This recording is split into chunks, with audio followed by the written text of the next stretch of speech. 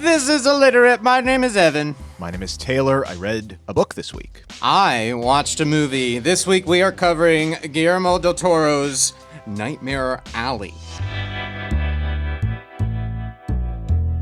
It is about to be released on streaming, February 1st, I believe, Taylor. Yes. Still in theaters in some places. I just saw it in the theater this week, but if it's not around you now, it will be widely available very, very soon. But this is kind of cut and dry for us. This is why the show exists. There's a lot to this material that nobody's ever heard of before. Based on a book that then became another film that then this one is sort of based off of, and who adaptations knew any of that? Yeah. Out the wazoo. And then we have somebody like Guillermo del Toro, which we haven't really had to talk about on the show yet, but a filmmaker that I deeply appreciate, and I couldn't be more excited to be handling material like this. And so for somebody that typically does more supernatural, monstrous type-esque things, always period pieces, it was nice to see. And again, we're going to have to spoil the ending. The themes are the ending. Yeah, that's the way it goes sometimes. We're trying to put that out there, so if you want to wait for the movie to come out for a couple days, come back to us. But with him doing something so supernatural is typically what you expect with him. Going into this, I knew nothing about the plot at all, and so I'm ready to see a monster. And then lo and behold, we realize this is not a movie that has creatures, but of monsters of men. Right. So I'll start there, but this has a long thread of stuff to uncover, and I'm really excited to get to the bottom of it. Because his whole thing, he revels in period pieces and intricate set design and costumes. This is right up his wheelhouse. The book was written in 1946. And then the original movie was made in 47, so he's not having to set it in a previous time, or like with Motherless Brooklyn, where it was about the 90s, but then they brought it back. Yeah, it was current when it was written. Right, it was exactly his jam. So we'll kind of... They immediately made it into a movie, which is amazing. Yeah, we'll get into all that. Mostly, like Evan said again, spoiling the ending, because the endings are all slightly different, which I found fascinating. So they all have their own twist on what this actually means. But let's start where we mostly know things, which is Guillermo del Toro and his life getting into this. So this was actually one of the first things he ever wanted to do as a director. Really? And the way that he found out about this was Ron Perlman told him to read the book. Really? He and Ron Perlman were working on, and they finished up Kronos, which was his first film, but it hadn't even come out yet. They were just working on it, and and he had said, read this. So Guillermo didn't know about the film that came out in 47, and a big part of it was because Ron Perlman said, I would love to play a character like this, a spiritual charlatan, tent revivalist, carny, shuckster kind of guy. Yeah. And so then they both went to Fox, who owned the 47 film, and Guillermo basically said, it's our library title, get away from here. He said they didn't even validate our parking when we went there. Oh. Because it's like, my God. This guy that, I guess, he's making a movie, but who is he? Right. We're not going to give you some legacy noir title to remake. Go away. No, you cannot have the keys to my Rolls Royce. I don't care how old it is and that nobody's touched it in 40 years. And we're not paying for your parking either. Go away. So... Very interesting, because I was overwhelmingly getting this, knowing Shape of Water's huge success, winning Best Picture not too long ago. Watching this in the first act, I was going, this is the thing that he was waiting to do. Right. He needed a Best Picture, and for somebody to say, well, what do you want to do? To throw money at him, so he doesn't have to claw for the budget and prove himself. This is what he had in the pocket waiting. Right. So this is many, many years later then. His now wife, Kim Morgan, who is also the co-writer on this, she is a film journalist and historian. They're looking for something to do together since now they're together, and she suggested Nightmare Alley. And of course, the big thing being, which we'll spoil here, the final scene. I mean, if you're listening to this, hopefully you've seen it. But if not, basically, the main character becomes the very thing he despises at the beginning, this carnival freak who is addicted, seeking a fix, and needs to be in this heinous lifestyle. The movie opens following basically a drifter who's looking for work at a carnival, and he ends up working there. And along the way, you get it has this big build up to a creature. This is right at the beginning of the film. So it being a Del Toro film, you're ready to see a creature, and so then. The Carney exhibit is just what I immediately identified as a drugged out man. I'm just, that's sad. And I did at no point over the next 10, 20 minutes did I ever actually think, that is the story that we're about to embark on, is that the creature, the head fake that I had just experienced. That is the story. Just wait, because I went into it totally blind. Nightmare Alley, no idea what that means. I'm like, so is it scary? We're doing ghosts? Is it murder? I have no idea, and all I know is Guillermo del Toro and generally what his movies have. And so when we're building up to a creature, I'm with you. I'm with you. They have it. Yeah. They have a creature, and then I realize, oh no, we're in the real world where the creature is just a strung out. Broken husk of a man. Yeah. So with all of that, bringing it into the present tense, Del Toro was saying, aligning thematically with his own personal dismay over extremism in the current culture, he said, quote, "We have this appetite for being lifted out of reality even by the most impossible hucksters. We're willing to be lied to and accept it." So that's where he's coming from a personal angle of this. And it is a tragedy. This guy ends up stoop to that level because it's literally this guy who is addicted to alcohol or drugs, usually alcohol in the older case. The Carney Keeper has him unknowingly hooked on opium. The Carney Keeper is drugging him and has slowly pulled him into it. But starts with just somebody who needs a drink. Yeah. And they play it off because the it's not just a crazy person. It's like he's biting the heads off of chickens and snakes and doing crazy stuff, but it's all in service for the next fix, but it's slowly weaning them into that.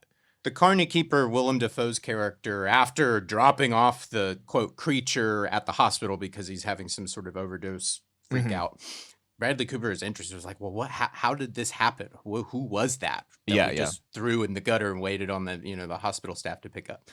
So Willem Dafoe goes on this monologue, basically step by step, showing you how you would pull somebody down on their luck into this, quote, job that's not a job at all. It's a slave, and they are treating it like a real creature by the time you were actually really introduced to it in the film. He gives a very particular monologue about this process and how you pull somebody into this, and that becomes the ending scene, word for word. Now a new Carney person is trying to pull Bradley Cooper's character down that road. Right. And he's ready to go.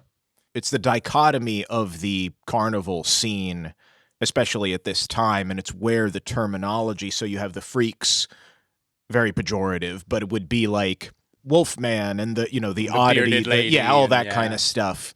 And then the other term is geeks, which then you hear, there was a show called Freaks and Geeks, but this is the term geek. I wasn't familiar with this, and so colloquial picked it up as Willem Dafoe's character is using it in that monologue about how to pull in a geek, he keeps calling it. Right, so that is the other side of the carnival where it's like it's equally as bizarre and scandalous to somebody paying a ticket for the price of admission, because it's like, oh no, that's not somebody who was born that way. That's somebody who is actively wild and obscene.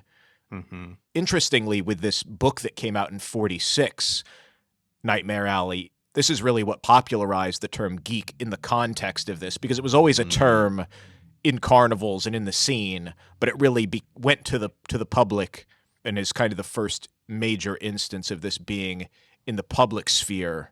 And literally the term is in German is Geck, and it means a fool or a simpleton. And then it just gets mutated in the English language. With all of that, sad, depressing, he goes from bad to worse all along. See, and this is, I just want to put a little highlight on this, because this is such a interesting thing for Guillermo to tackling, because like I'm saying, I'm going into this Shape of Water, baby. Yeah. Show me some. We're going with she's falling in love with the monster. Yeah. So I almost brushed it off as soon as the geek is introduced as the show. Mm-hmm. As soon as they show you the show, I'm like, oh, that's a junkie. Right. Where's the plot? I'm like trying to like look past that, going like, oh, that's sad. That's oh god. I did not this is the highlight I want to make is like, I did not expect Guillermo to do something so real.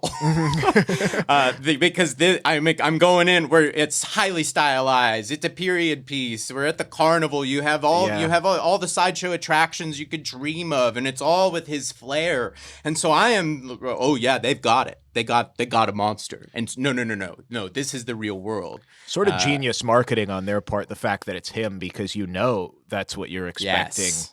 And then you get a bit more of a human story. Less. It full on took me 10, 15 minutes to like be like, oh, are we? We're telling the story of how that Yeah, this is just a period drama. Yeah. As Defoe is giving his monologue, I'm going, no way, this can't. No. It wasn't. It took up until the monologue for me to go, wow, this is what this is going to be. And the monologue is I mean, that's the end of the first act basically, and then Bradley Cooper's character goes on to do his own show. Yeah, that's the large swath of the second act, and it is 2.5 hours. So yeah. So hold on to that thought with Guillermo trying to do something a little bit different. Yeah. And let's jump to, because all of that and the seriousness and the style and the tone led me to want a refresher on noir. Yes. Because it's such a vague term in my mind, and I see Venetian blinds and a detective with a cigar, but I don't even really know if that's what I'm supposed to be thinking of. Right. I would love to define it much like we were, defining satire. Right. And that, to pull it out here, because this is a genre we haven't really discussed much. Yeah, we talked about like hard-boiled crime stuff with Motherless Brooklyn. Mm-hmm. With noir, and you'll be unsatisfied as I was, there's such an array of pieces that it is or it isn't, because gangster films can sometimes be called this, police procedurals, but it then extends past crime, because this one isn't even really crime or a mystery. There's also gothic romance or just straight up melodramas. Yes. And then not even tied to a place. Sometimes it's the city, but there's also suburban, rural, there's road movies. You could even say like, oh, well, there's always a femme fatale, a bad woman, but like a lot of them don't even have that. So some people, this is the big debate. Some people say it's not even a genre, but it's actually just a style. Right. And that a style encompasses, kind of like with screwball comedy, it's so hard to pin down. It's an amalgamation of things that potentially contribute to that. But there really is no consensus filmically on what a noir story. So it doesn't help us at all, but I can kind of lay out some of the things that you would see. And just to keep us on track, the 40s and to the 50s is what people call the classic period of noir films. So the original movie fits right in line with that, coming out in 47. Most of them are B movies, not big studio stuff. Personally, I think they were hiding everything in shadow. We don't have money to dress that. Yeah. Drop it in shadow. Perfect. Yeah. So you're pointing to one of the biggest piece of stylings is light and shadow and things in obscurity. You're dead on with that. Silhouette, baby. Yeah. The structure stuff could be experimental. Flashback was a big thing, maybe even the entire narrative. Also encompassing with voiceover, where somebody's like, you'll never believe what happened to me, or yes. Like Sunset classic. Boulevard, where the person's dead at the beginning, and then it's them talking about how they died, that kind of thing. Along with that, the plots then being mostly crime, murder, jealousy, con games, existentially bitter heroes, and with that, the tone, as we've discussed, pessimistic, trapped, doomed being the big word. Right. Like there is no good end. Although I thought interesting with that, people point to a lot of moral ambiguity, but the more I was looking into this with the Hays Code, which we talked about last week with slasher movies and how Psycho opened it up in the 60s, most of these noir things coming out because of this code, they were obliged to show that virtue was rewarded and vice was punished, if that makes sense. It still did not end well, or the detective is in dire straits, but it was never like totally nihilistic for most of them in film land. Interesting. The book side of things was developed separately. Literature was developing from the late 1920s, but only in a small portion. The work really exploded, which we take so much for granted now, but the paperback original was a whole new medium that started in 1949 because the paperback was all reprints of a hardcover. I did not realize it was that late. Yeah. Wow. So from the 1950s onwards, this is how then all of these stories literarily are booming, and because of they don't have to be published serialized in magazines, and they can just churn them out, and they can be a little bit more nihilistic in the literary scene than in the films coming out. So that leads us to this film that we teased that came out the year after the book. We're going on it, huh? We're going chronologically reverse to make sense of this, but 1947, and all this ties into what we talked about before with Guillermo. So the leading man on this, Tyrone Power, I didn't know him, but he was huge in 30s, 40s. He had big romantic swashbuckling roles. He was Zorro in the sound version Mark of Zorro. Oh, gotcha. Yeah. Okay. Douglas Fairbanks was the original black and white silent swashbuckling one, but then Tyrone Power comes in and he's got all the big, daring romantic roles. Yeah. World War II comes around. I mean, super cool dude. He enlisted in the Marines. He already had pilot solo experience, so they fast-tracked him to being a pilot. He flew missions carrying cargo and wounded out of Iwo Jima and Okinawa. What? That's sick. He won 3 medals. Amazing. Yeah.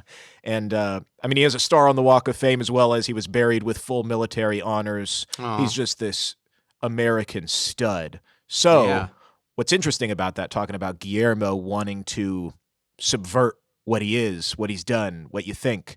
Yeah. So Tyrone has buckled enough swash, so to speak, and he reads this book in 46. And he says to the head of 20th Century Fox, who he's under contract with, I want you to buy this novel so I can be an unsavory lead. Gotcha. Good, okay. Reminds me a lot of James Bond and Connery and those guys who said, or like you said with Jamie Lee Curtis in Halloween, where they're saying, I want to do counter to what people know me as. People think I'm this, but I want to be thought in this light. Yeah. I want to be this bad guy who descends into suffering. I was actively thinking about that over the course of the film, is how interesting it is in narratives where you shouldn't like the protagonist. Right. And that seems very hard for modern audiences at times to understand or swallow, but it's so important if you're doing it the right way. And I think we touched on this a little bit with like talking about just setting the right example and what are people getting out of. I mentioned Jordan Belfort and like Frat Boys recently. If you do it the right way, hopefully you're along the way look at where it's getting them, look at where it's winding them up instead of glorifying. We have so many prescriptive tales, which are superheroes and Spider-Man, and this is the right way to do things, but there is also the cautionary tale of don't do this or this will happen. So Tyrone Power wants to be in one of those movies. What is unusual with him, because he is so big, this 47 Nightmare Alley attracts other top stars, top production staff, large budget for the time. You don't say. Yeah.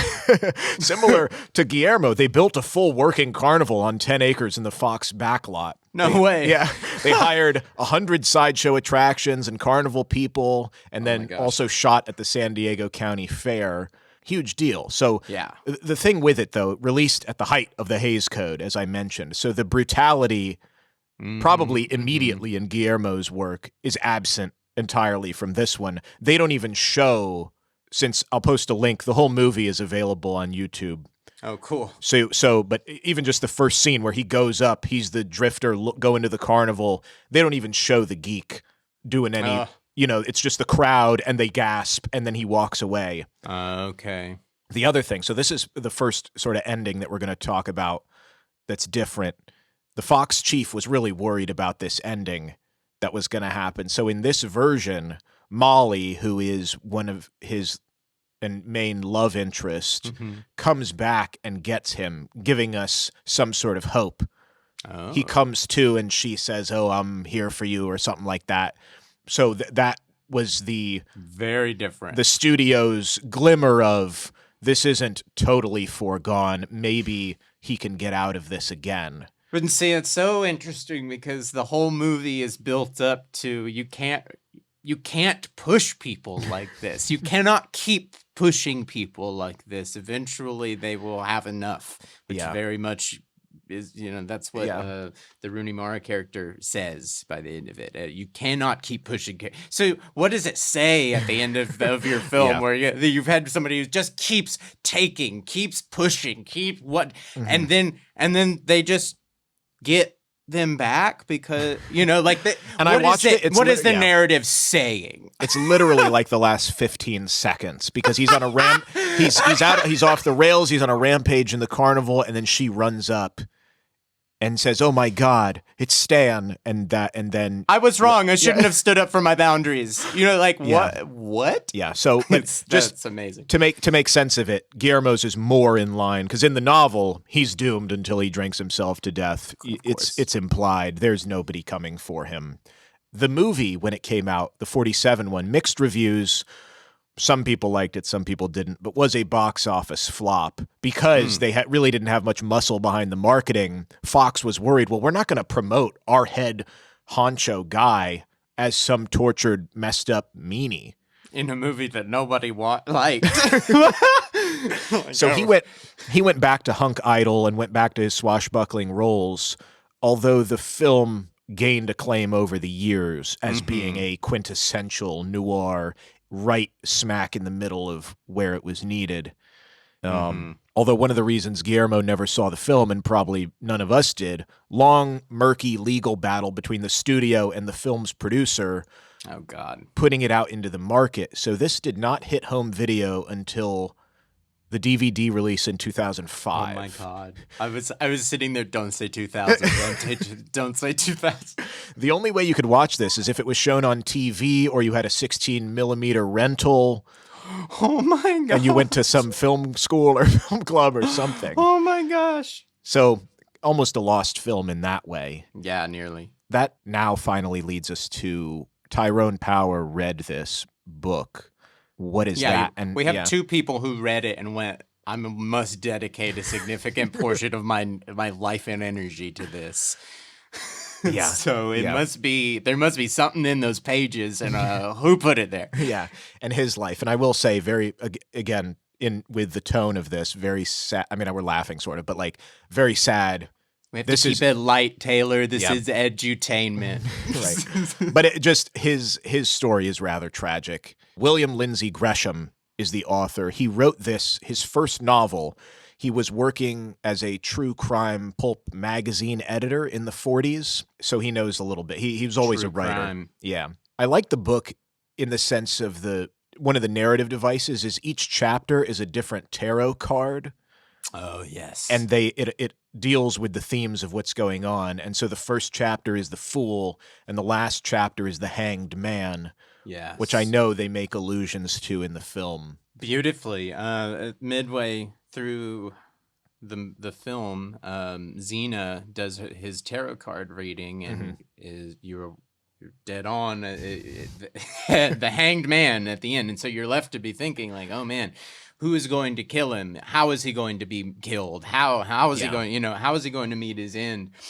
And then beautiful allusion to the illustration on the tarot card at the end. Once he's completely fallen and they are after him, he winds up in a shipping train car, and the camera does a turn up above him, and it turns him upside down, and he's in an exact matching position of the Hanged Man on the card. It was absolutely stunning. Yeah. So. No, and like you said, nobody is coming for him. He has done it to himself, and it is over. He might as well be. Yeah. So with William Lindsay Gresham, obviously he knows tarot cards if he's making each chapter the cardinal ones. as far as the carnival life stuff, he did not work in a carnival, although he was sort of symbiotically attached to that life. Later years, he volunteered as a knife thrower's assistant, and he was friends with animal trainers and magicians. He worked as a publicist for a circus. He had his fingers in it because he was perpetually curious. He wrote Nightmare Alley in a Manhattan hotel called the Dixie, where vaudeville and carnival acts would swap stories in the lobby. Oh, yes. Very good. So he gets all piece of it. But where did he hear about all this in the first place? He had done odd jobs. He came from a broken home. It was, I think it would have been rare to have divorced parents in the 1920s. Yeah. But that is where he came from, and it's also where the main character of this gets a lot of his path in life, he feels, is directed by that. Mm-hmm. So at the point in William's life where he hears about the carnival, he had already had 2 marriages fall apart. He is trying to find direction in life, joins the Communist Party, serves as a volunteer medic during the Spanish Civil War overseas, and he's sitting at a bar waiting to go back to the U.S. after this, and he's drinking with this guy who was a former carnival worker. And this is the guy who explains to him what a geek is and all that they do just to get some booze. And William is absolutely horrified how someone gets there. Also, with all of this, William is struggling with alcohol abuse and depression. So it just really hits him. He instantly sees how he could become that. Yeah. How there's a path leading directly to it, basically at his feet. Yeah. He is not doing well. At some point when he goes back to the U.S., he tried to commit suicide and hang himself. Oh my gosh. But it didn't work. And he was, interestingly, in therapy, trying to get psychoanalysis, trying to understand, taking all of these different angles to figure himself and his life out, and this existential dread moves to tarot card readings, other things. He had said in terms of the psychoanalysis, he said his 6 years of therapy both saved him and failed him.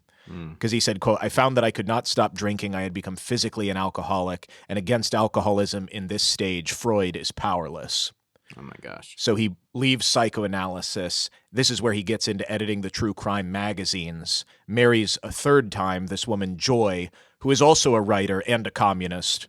So and they, I guess you could say, seem to work off of each other. Interesting. And this is where he publishes Nightmare Alley. You can see definitely at this time him looking at, and in Nightmare Alley, both the femme fatale and the main character, bad people, like looking at psychology and this sort of con artist spiritualist. A lot of, I mean, honestly, showing how everybody in most of the main characters in the film have a grift. And exemplifying how everybody has their game. Are you part of their game unknowingly? Yeah. This is William, the author, is a man searching for meaning and being, in his mind and in reality, shunned, especially with the alcoholism, shunted from finding what he's looking for. Yeah. Like I said, though, Tyrone Power reads the book. It did pretty well. Hollywood bought it for $60,000. You know, like he's got a Hollywood deal. In 1947 money, that's big. It's huge. It's huge. Yeah, he moved to a huge house in New York with his wife. It was big. With the book's release, for 30 years after the first publishing, every edition was corrupted or censored. Really? There was a lot of more graphic stuff, which I won't say, but it was reduced. Oh, wow. By outside editors. And what's interesting, there's another thematic that does not get inserted as much, which I alluded to when Ron Perlman was interested in adapting it, because it's more to do in the book with Stan becoming this spiritualist swindler. He actually becomes a certified reverend for a time in the book, obviously because it's longer, also starts a church. Yeah. So there is more of that questioning of religion as well. Is that also part of that? That's very interesting. Again, what I'm saying is that everybody in the movie basically has a grift. This is a movie about grifters. Yeah. So that's a bigger part of the book. And I had even seen somebody was saying in the New Age self-help movement, at least the con artists and grifters, there's a code you might say, you may know my friend Stan Carlisle, to allude like, I'm hip to the scam that you're doing. we're in on this together kind of thing, which is the main character of this book's name. So that even became a part of that in the more new age religious con artist schemes. Back to William, he has all this money now, but that doesn't mean he doesn't have financial struggles, obviously, because it's a blessing and a curse if you don't know what to do with it or you have your own issues. Yeah. So he's hounded with tax problems. He's also very infidelious and continues drinking. They have to sell off the house to pay the debts. No. Yeah. Distancing himself from his wife starts to deny communism. She's on her way to embracing Christianity alongside her becoming ill and getting cancer. And this is a total left field thing, also involved in writing, but she begins this correspondence and friendship with none other than C.S. Lewis in England. What? Writer of the Chronicles of Narnia. As he's writing about Christianity and she's learning about Christianity. And at this point, William has dabbled in so many things. He's dabbled in Marxism, in Zen, in tarot, in psychoanalysis. Yeah. He joined AA. He was, like I said, the spiritualist movement, which we talked about in Ghostbusters episode. Yeah. Dan Aykroyd. That's that kind of thing. There was a new thing in 1950 called Dianetics, this book, which is Scientology. Yeah. He looked at, which he then, of course, declared a racket as well. But just all of this stuff, he's not finding any help from his pains. And gosh. I mean, how interesting you get somebody that's just like testing it out. What is this? What is it about? What's the message? Oh no, that's the point. Oh, that's the secret point behind it. Moving on to the next thing. That's exactly the kind of person you want to be writing. Somebody who has been earthy enough to come into contact with some of this stuff, enough to to kind of get the picture behind it instead of just devoting your life into one direction and knowing nothing about anything else. Yeah. This is the mind of a writer, somebody who's like at least looked around to understand what in the world else is going on out there. Yeah. It's really fascinating. Yeah. It's unfortunate that his experience and understanding of all of these carnival workers does, in a sense, color his perceptions of all of these other methods of finding meaning in the world. Yeah. So his second novel, the only other novel that he wrote, came out in 1949 in the midst of all of this and didn't do well, didn't go anywhere, didn't become anything. His wife, Joy, goes to meet C.S. Lewis in England. And during this time, William has an affair with her cousin, who is watching their kids in their house. So he and Joy divorce, and Joy actually goes back and marries C.S. Lewis. Oh, my God. In 1956. Oh, my God. And then passes away 4 years later of her cancer. This is probably the strangest thing that I found of all of this. There is a movie about all of this. Came out in 1993 called Shadowlands. And it stars Anthony Hopkins as C.S. Lewis. I had no idea. But of course, William Gresham is not, it's about him and her illness and him questioning his faith and all of that stuff. And he is the guy who is off in America cheating on her. But he is a secondary character in this other story about C.S. Lewis in most people's lives. Wow. So once Joy passes, Gresham goes to England. C.S. Lewis is basically his son's adopted father, and so C.S. Lewis then cares for Gresham's sons thereafter. 2 years later, William Gresham is starting to go blind and is also diagnosed with cancer. Oh, my gosh. Yeah, just peril upon peril. Yeah. He wrote 3 other books in this time, nonfiction. One called Monster Midway, which is exposing all the carnival schemes. Oh, really? He also wrote a biography on Houdini, again, exposing a lot of his tricks. What? He's calling out Houdini. And then he also wrote, the last book he wrote was called The Book of Strength, which was this young man's guide to bodybuilding. Interesting. In this time, he wrote to his son in England, and very rare to find, personal correspondence of his, but he had said to his son, a professional writer with no other income has to produce and keep producing whether his heart is in it or not.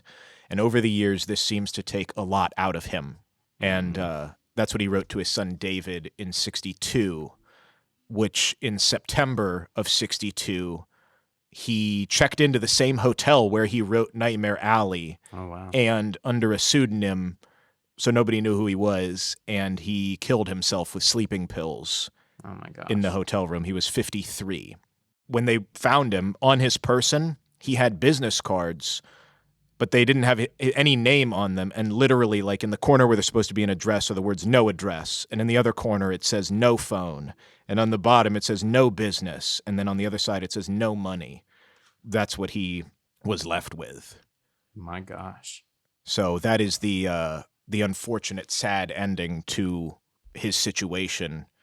Well, for anybody who has seen the film, yeah, I think that the parallels there speak for themselves in terms of just the overall thematics, the tragedy of all of this, that it is authentically pulling from a real place. Yeah, I did want to bring up the ending, since we are at the end, one more time, and the way that I found they're sort of different, which we had already said a little bit of, but very, very subtly. So the ending line of the book, he's drunk and looking for work, and the carny grifter says, of course, it's only temporary, just until we get a real geek. Right. And that's the last line of the book. So you don't even see him deteriorate. That's very much how the current film ends. Yes. Essentially. The old film is very similar to that, except for, of course, him getting saved. But the line that is the last line he says before he accepts the job is Tyrone Power says, I was made for it, implying that he became this. Del Toro pulls from the film, even though he says he's pulling from the book, because the line that Bradley Cooper says, he says, I was born for it. Yes. And there's something, even though it's subtle, very different thematically. Right. The difference between becoming a thing and having been always a thing. Yeah. And feeling completely hopeless to the whims of fate. Born for it, meaning you had no choice. You had no agency in this. You were born for it. This is what you were always going to be.